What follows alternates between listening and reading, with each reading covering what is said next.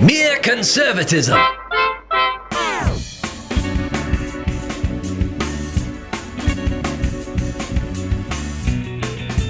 David Perry, Cleve Walker, and another edition of Mere Conservatism. We're back. How was your Christmas? Well, Christmas itself was good. Okay. I had some adventure surrounding Christmas with my kids being sick, but on Christmas everybody was fine. And by the way, it was cold.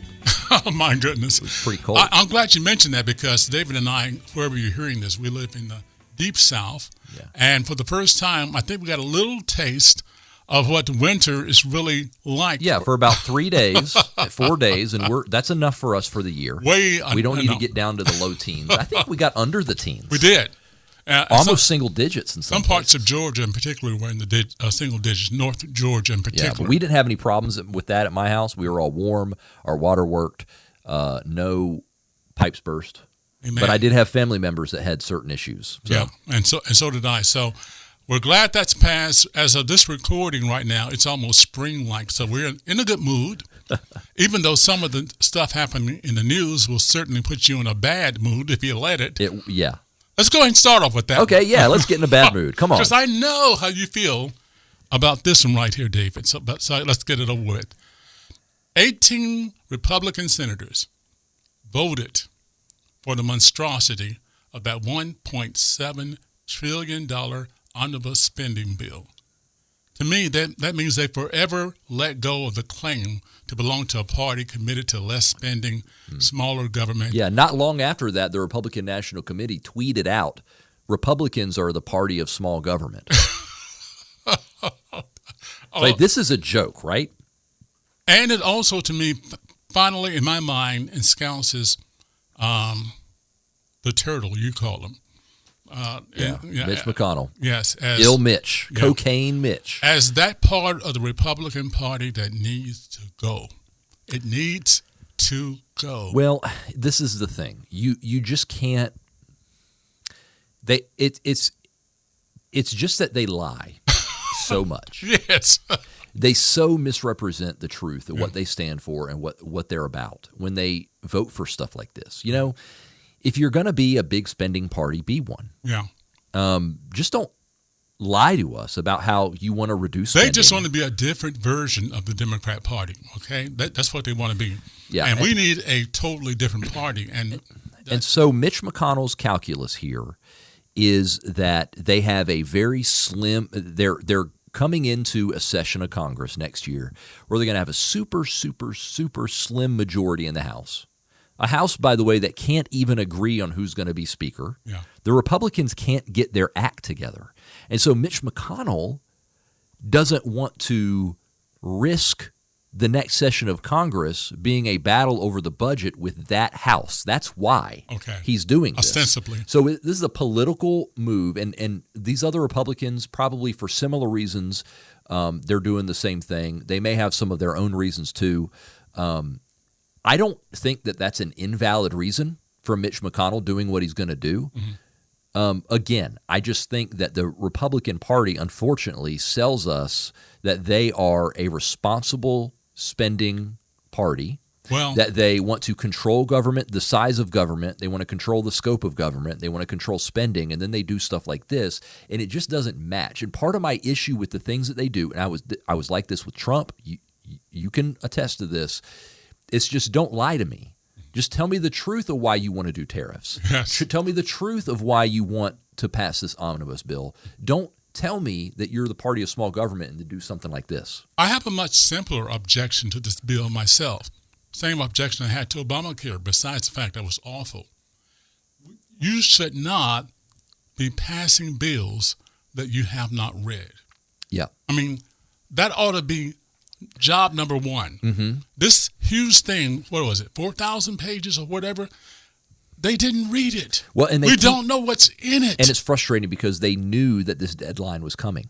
And they intentionally did that. And they pushed the deadline back. I mean, they knew it was coming and pushed it back. They had time to get a bill together that everybody could read if they wanted to read, and they don't do that, and that's frustrating. And again, I say, Mitch McConnell and some of the Republicans are probably thinking that the House is going to be a total mess. And they're probably right. and they don't want to risk the political fallout of a House that can't of a leadership in the House that doesn't have an agreement on any kind of vision or anything like that, which they don't appear to. And so they wanted to pass this thing and push it through. And this is a problem universally in the Republican Party. This is a problem with vision. It's a problem with leadership. It's a problem with having. It's a problem with followers as well. I mean, there are people that they cannot get their act together to have a cohesive plan, a cohesive vision in the Republican Party, and that's the fault of not only the leadership but also the rank and file, if you want to call them that can't come to some sort of agreement with people. You know, the Democrats don't have this problem the same way. They have deep disagreements in their party too, but they find a way to come together. Yeah, well, yes, because they hate us more than they ever hate their own individual components. There might be something to that, Cleve, because what you have is in the Republicans, you do have people that hate other Republicans probably more so than they hate the Democrats. And unfortunately, you've got Republicans that may as well be Democrats. And that's a problem too. You don't have I don't know of any Democrats that may as well be Republicans. Maybe you could think of like what's his name in West Virginia? Manchin. But even him, he's super liberal. I mean, he's more like a liberal Republican. Manchin is the consummate politician. He does whatever is politically expedient, and that's it. I don't want to even touch on him right now. But staying with the Republicans, I believe, David, also one of the reasons this omnibus passed, many of them got some little pork to their districts, okay? They got something out of this. Now, here's a few examples of some pork. $1.2 million for the LGBTQIA plus Pride Centers, and another $1.2 million for support services for DACA recipients at San Diego Community College. How about this one? You like this better. $470,000 for the Equity Institute in Rhode Island to endow teachers with anti-racism virtual labs. What? That's right. Now, you like this. This is in Georgia. Nonsense. You probably go along with this one. A $3.6 million for a Michelle Obama trail in Georgia. Now, see, it's your state. A Michelle Obama trail somewhere in Georgia. It's like a hiking trail? I don't know where it is. Is this what it's called? So I guess it is, or a bike trail or something. Ugh. David, this is awful. And again, whatever the political reasons that McConnell had for leading the charge or other Republicans voting for this, it is wrong on the face of it. It is wrong. And I'll not forgive them of this. However, they got me because I can't vote for their alternative yet. Right now, anything is better than the people in power. Well, and Cleve, I submit that if the Republicans had taken the Senate and they had a more comfortable majority in the House, they probably wouldn't have passed this. Good point. I mean, I really do think right. I think that's the. Unfortunately, I don't like it either, and I'm mad at the Republicans too. But I'm just thinking about it practically from the point of view of a politician who doesn't get to sit here like us and talk about what the best thing to do is. Ideally, in the best situation, they have to figure out how to make the best bad decision they can. Right. Which I still disagree with, but my point is, I think that some of these Republicans in the Senate feel backed into a corner because of what happened in the election. Yeah. And elections have consequences, and that's why we need to win these elections. And we need to. I'm worried about elections moving forward because they've been suspicious. A lot of people have doubts about outcomes of these elections, and it's fishy. Yeah. Yeah, it is definitely fishy, and something is going to have to be done by way of addressing that too, because I'm sorry, I don't trust a lot of the election results that came out of this election. I do not believe that Carrie Lake lost, for example. I don't believe she lost, but she did. She put her best effort, and she challenged it in court, and now it's written in stone. Okay, the greatest fiasco, in my humble opinion, though, as bad as this is, and this is saddling a generation with debt, with money that's not there. Okay, that's bad. That's awful. Scandalous. I got to say the border, or the lack of a border for our nation, is number one. Mm-hmm.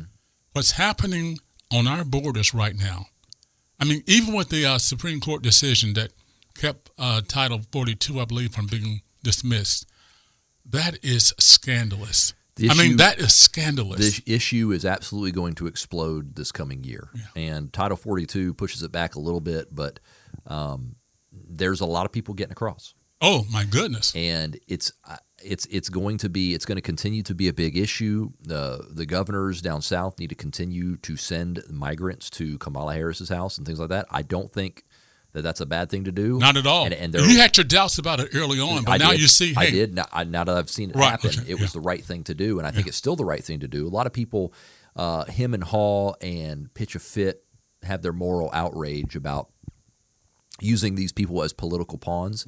And I'm here to tell you, these people are already political pawns. Exactly. They are. You are concerned with putting people on a bus and sending them to Washington, D.C. What do you think is happening to people who are under the care of coyotes at the border? Do you think that it's better for them to be on a bus bound for D.C. or be in the trunk of a car? Good point. Trying to cross the border with that. There's all the terrible things that are happening to people because of the loose border policies of this administration are horrific. And so these people are already political pawns. Don't act like Greg Abbott has made them political pawns. They already are, and the left has done that. And they're the worst kind, because now they're the pawns also of the drug cartels. There's sex trafficking going on. I mean, these people are being subjected to some of the most cruel conditions, all because they're being lured over the border by political grandstanders on our side who simply don't want us to have a border, who are trying to create a permanent constituency out of these folks that are coming over here. And it's you said you just hate to be lied to. That, I guess, probably affects me too, because every time the Democrats open their mouth to talk about the situation and the need for comprehensive reform, they're just lying in your face. Mm-hmm. And I also believe laughing in your face too. Yeah. So because the number of undocumented immigrants, quote unquote, grows exponentially every day. Right. But they're still talking about doing the same thing. Yeah. Amnesty. Yep. That's the goal. Schumer's already said that, by the way. Yes. Basically. That's how we handle it. Get him in, we'll get him processed. And speaking of Schumer, it's funny because he was out in public saying America just isn't replacing its own population enough. We need to bring these people in. And I was told that the Great Replacement Theory was a white supremacist conspiracy theory. That's what they said. Why is Chuck Schumer openly advocating and promoting a white supremacist conspiracy theory? Because it's only white supremacy when we say it, okay, not when they say it. It's like, how dare you notice? How dare you notice what we're doing? How dare you notice exactly what we said and say it back to us? Mm-hmm. That's all we do. We say it back to them, and they claim it's a white supremacist conspiracy theory. This is exactly what they're doing. And by the way, even though they are wanting to turn these folks into permanent Democrat voters, these numbers serve other things too. Do you know that having these additional people in these states gives states the ability to increase their electoral count, their representation in Congress too, just because they're there? When the census counts, they count everybody, everybody. So it's for them, it's a win-win situation no matter what happens. And I got one thing I want to throw at you, because it's kind of a scary thing. I actually believe this could also lead to a state declaration of emergency by the federal government declaring a state of emergency.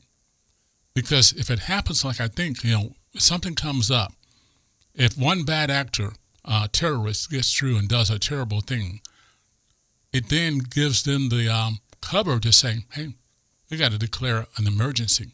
And we know Democrats love state of emergencies. Yeah, it allows them to do all kinds of things they wanted to do already. Yeah, they don't have to vote or yeah, it's funny. It's funny how the answer to these emergencies is always the priorities that Democrats have had for decades. Yes, it is. Yeah. I mean, I think I actually expect that to happen. I mean, as temperatures warm, as we get towards spring, there's going to be more and more people. Oh, yes. It's going to be a bigger and bigger problem. A lot of states are trying to handle this themselves. They're doing the best they can, but they're trying to use these cargo containers, some states, but right now, Arizona is taking their cargo container walls down because of they've been threatened by the Justice Department under Biden on that, usurping federal authority. Yeah, they're out of control, Cleve. Yeah. So anyway, there's that outrage. I want to toss it out there. Some good news. My man, Elon Musk, this past Wednesday, he declared that Twitter will now promote, quote, reasoned skepticism of scientific data. Musk wrote, new Twitter policy is to follow the science, which necessarily includes reasoned questioning of the science. Mm-hmm. What a novel idea. Actually, science is a process by which you gather information. It's not something you believe in. Mm-hmm. I love science, by the way. They have turned science into a dogma. That's not what it is. The idea that you believe in science, in the science, it's like a trademark, the science. Yeah. It's not a thing. No. They have invented this. So, no, that's absolutely, I mean, I'm glad he's doing that. I think it's weird that he had to announce that as a policy, frankly. Well, in announcing it, I think he put himself further in the crosshairs because that kind of attitude is not welcomed by the administration, which has been able to use science and following the science to literally shut down our country. Mm-hmm. So for him to say, no, we're going to allow people to actually question. He didn't say, no, we're going to throw out your idea of science, but we're going to allow people to question it. No. We're going to allow other scientists to question it. Well, they're going to that's good. We're going to hear a lot of dissenting opinions on climate change. That's a small issue, though, compared to dissenting opinions on COVID and the vaccine. Yeah. And that, frankly, is a small issue compared to a lot of the science on transgender issues. Because even though COVID is a bigger issue as far as how it affects our lives, I think that the transgender issue is a much more profound issue for humanity. Yeah. Than the COVID stuff is. And that is something that really needs to be, that is, Cleve, the issue of our time. I really think that it is because it is so rampant and it's so poisonous. Yeah. It's so dangerous. And now we have drag queen situations as if once you accept one perversion, and pardon me for calling it what I think the Bible calls it, okay? Some people call it mental illness. We used to. Mm-hmm. Not call it that anymore. It's a perversion. Once you accept one, you're open to all forms of perversion. Mm-hmm. And not only are you open to them, but you're forced, David, to affirm them. And that's a fact. And I'm mostly concerned with the growth of all ages drag shows. These things that there's some clips going around of a Christmas drag show somewhere that they advertise as all ages, and I don't want to see that stuff, and I don't want that stuff to be online. However, it's one of those things that I think it's important for some of us to know what kind of stuff goes on in that situation because it is being marketed. Yeah. I don't know if I'd say it's marketed towards children, but all ages welcome. I think it is. We have a children's story time in library. We need to be able to say we know what's going on in there, and it's not okay for children. As somebody who's never partaken in any kind of drag event, it's I don't know exactly you'd be an what it's awful like. Looking drag queen. I tell you that right now. terrible. But you know what I mean. I know what you mean. It's kind of like abortion. It's ugly, and we don't want to look at it. We don't want to think about it. But it's important to know the ugly truth about it so that we can properly talk about it and properly explain why it's not okay. That's good. And I think that these drag shows are the same way, these all-ages drag show. Cleve, we live in a community. I live in a county who we had this is a local story, but something that was very important to me. This summer, we had a restaurant / bar in town host a drag show. It was an all-ages drag show. And I saw that and I thought, this is not good. This is not okay. I commented online, this is not a good idea. This is not good. I'd never been to this place. I'm not a bar guy, but I have a lot of friends that go to this place, and it was a popular place right in the center of town. Mm-hmm. And they did this. Well, I didn't like it. I made my voice heard. Months later, the county decided to strictly enforce their code about alcohol sales on this restaurant. Now, the county has a code that if you are a business that serves alcohol, you have to have a certain percentage of your sales be food. Mm-hmm. This business didn't meet the percentage. Now, I strongly believe that if the county wants to be lax on that policy, they can be. They wanted to let an establishment keep their license, even though they didn't technically meet the code, they could find a way around that. Well, they decided instead to strictly enforce their code on this restaurant.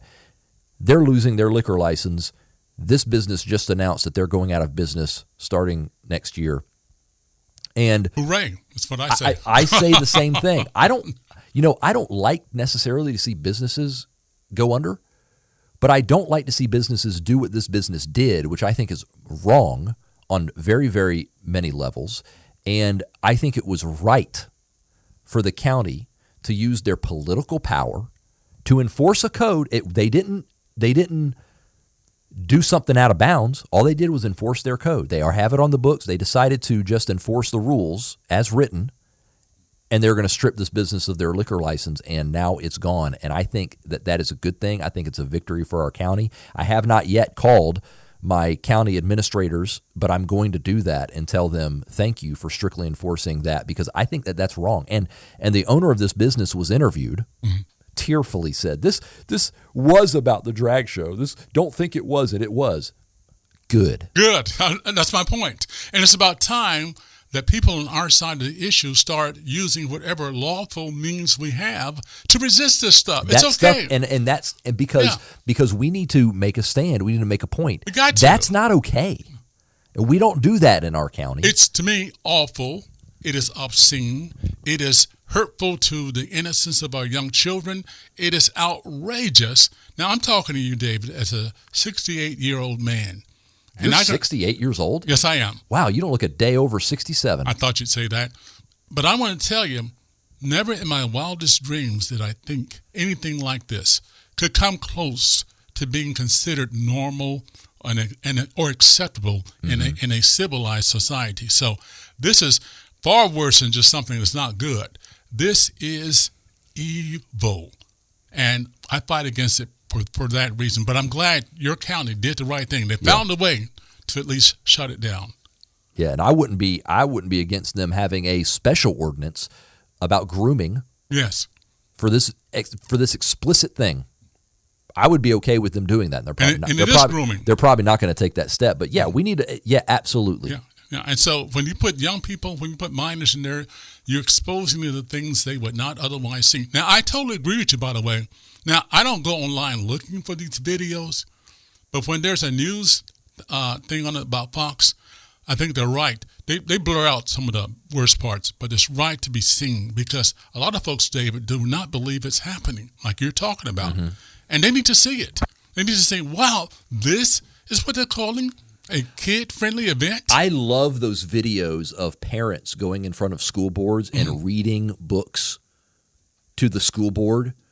Same thing. With explicit material in it. It's the same thing, and it's terrible. And it's like, goodness gracious. But and they even tell them, you can't read that in here. That's the point. So I can't read it in here, but it's okay to be read to my kids. And this is actually similar, Cleve, to Abbott sending migrants to Kamala Harris's house. He made them see it. It's bad. Yeah.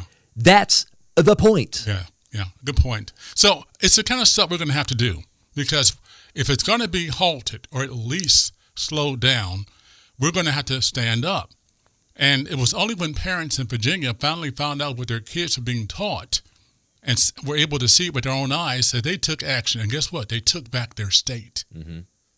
They did, because they saw it and heard it with their own eyes and ears, much to the chagrin of those who didn't, the National Education Association, who didn't want anybody to know. We got to expose it. We got to talk about it, and we got to stand up and make a difference. So, David, real quickly, do you have any idea about 2023 as far as can we turn this tide?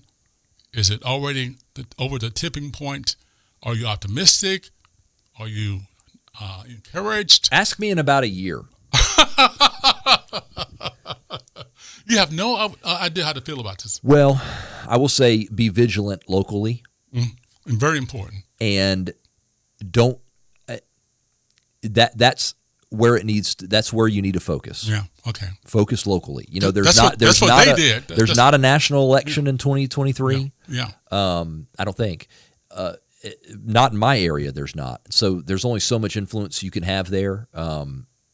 Contact your senators, your congressmen, but be active local and let people know what you think, and don't back down. Don't not say anything just because you want to be polite or don't want to make your neighbors angry. I'm sure I have some neighbors that are okay with the all ages drag show. Well, I'm not.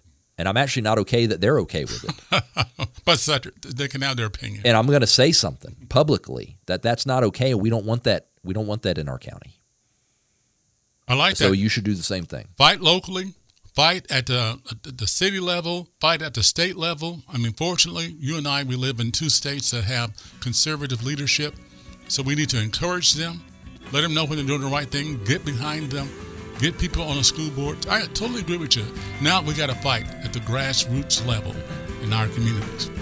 Wow. Good point, David. A point that can be heard again and again. How? Yeah, check it out on Apple Podcasts. We're on YouTube. We post this on Facebook as well. Spotify, all that good stuff. David Perry over there. I'm Cleve Walker over here.